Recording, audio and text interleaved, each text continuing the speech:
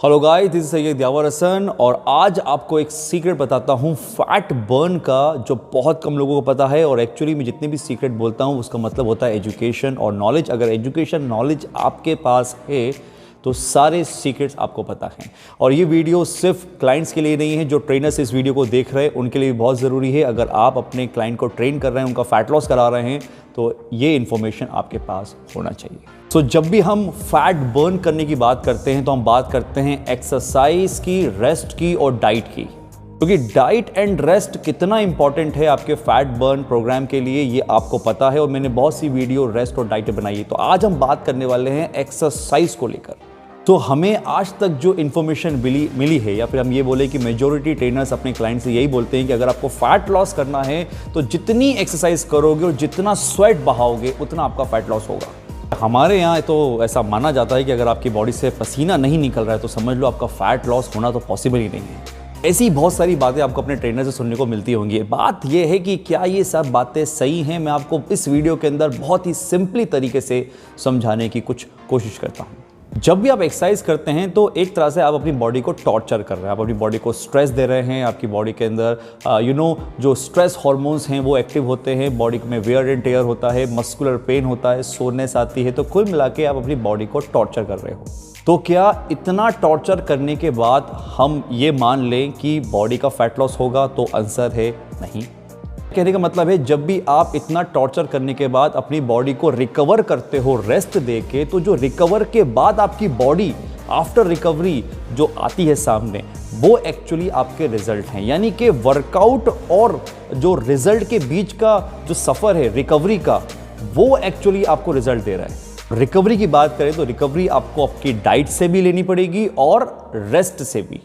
मात्र एक यही वजह है जो बहुत से लोगों के अंदर मैंने सुना है कि सर इतनी मेहनत करने के बाद, इतना हार्डवर्क करने के बाद, इतना कुछ करने के बाद भी हमारा फैट लॉस नहीं होता है, क्योंकि आप सिर्फ बॉडी को टॉर्चर कर रहे हो, उसको रिकवरी के लिए टाइम ही नहीं दे रहे।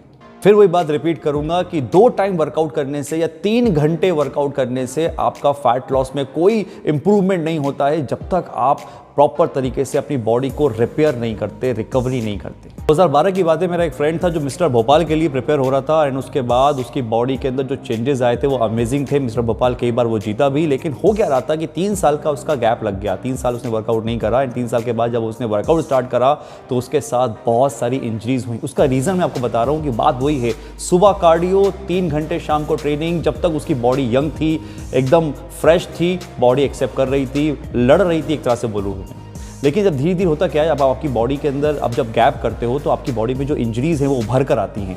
जिस टाइम आप वर्कआउट कर रहे हो, जिस टाइम आपकी बॉडी पीक पर है, उस टाइम नहीं आती हैं। जब आप वर्कआउट छोड़ देते हो, बहुत से सुना होगा कि वर्कआउट छोड़ने के बाद कुछ नेगेटिव चेंजेस आते हैं आपकी बॉडी में। आपका मसल बहुत पेन रहता है, लथार्जिक फील करते हो, आपके जॉइंट्स में से आवाज़ आने लगती है, जॉइंट्स पेन करने लगते हैं। उसका रीज़न यही है कि आप अपनी बॉडी को रिकवर नहीं कर रहे हो। उसके साथ भी यही हुआ, वर्कआउट करता था शाम को, सुबह, और उसके बाद फिर शॉप देखता था, कोई रिकवरी की टाइम नहीं था। लेकिन एक टाइम आया जब उसकी बॉडी ने गिव अप करा।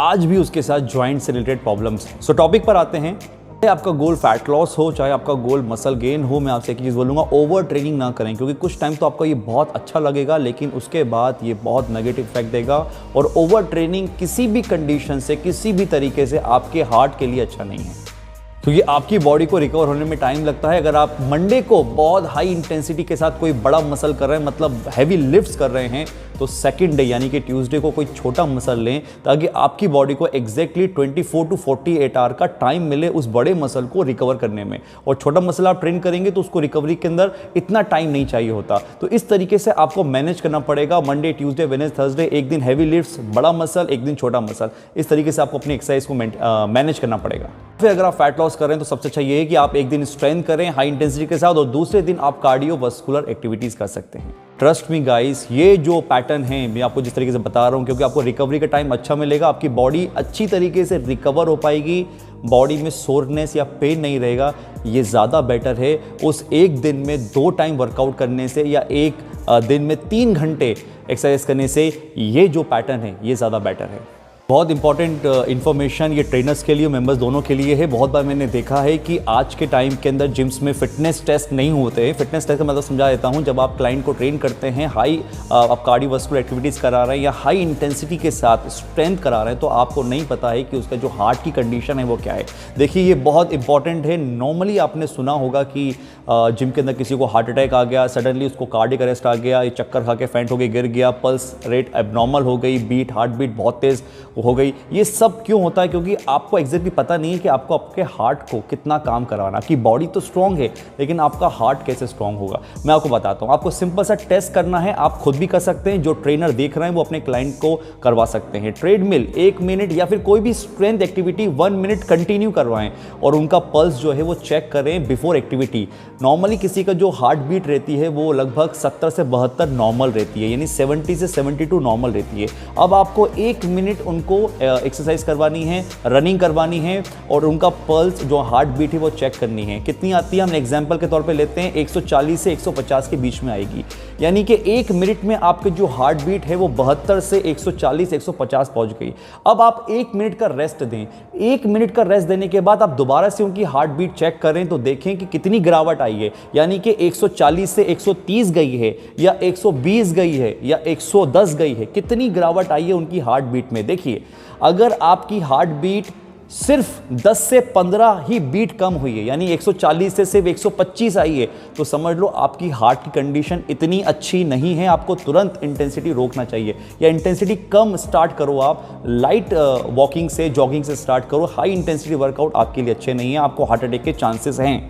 अगर आपकी जो बीट है, हार्ट बीट है, वो 1 मिनट के अंदर 10 या 15 ही बीट कम हो रही है। अगर 1 मिनट के अंदर आपकी एकदम से कम हो रही है, लाइक 20-30 बीट्स कम हो गई या 100 के नीचे आ गई, 140 से 100 आ गई, मतलब 40 बीट कम हो गया, दैट्स मीन्स कि आपका जो हार्ट है वो कैपेबल है इस तरह की ट्रेनिंग को हैंडल करने के लिए। ये जो फिटनेस टेस्ट है ये हर इंसान को करना चाहिए, उस पर भी, और जो ट्रेनर्स अपने क्लाइंट को ट्रेन करते हैं उनको भी कराना चाहिए, देखना चाहिए कि उनकी जो हार्ट कंडीशन है वो कैसी है। आज की डेट के अंदर सबके पास ये पल्स ऑक्सीमीटर है। इसको अगर आप अपने क्लाइंट को बिफोर कराएंगे एक्टिविटीज से तो इसमें आ जाएगा कि उनका पल्स रेट कितना है, हार्ट बीट कितनी है, एंड देन उसके बाद आफ्टर 1 मिनट आप करा के देखें और 1 मिनट का रेस्ट देके फिर करके देखें कि 1 मिनट में कितना आ रहा है। मैं फिर रिपीट करूंगा, बहुत इंपॉर्टेंट इंफॉर्मेशन है।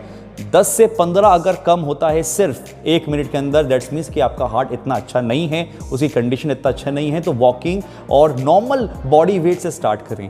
और अगर 40-50 कम हो रहा है, 30 भी कम होता है, दैट्स मीन्स कि आपका हार्ट की कंडीशन अच्छी है, आप इंटेंसिटी के साथ वर्कआउट कर सकते हैं। आजकल तो इतने स्मार्ट बैंड आ गए हैं, आप वर्कआउट से पहले एक छोटा सा इन्वेस्टमेंट करें, अपने हाथ में स्मार्ट बैंड पहना करें ताकि आप अपने पल्स रेट को, अपने हार्ट बीट को ट्रैक कर सकें।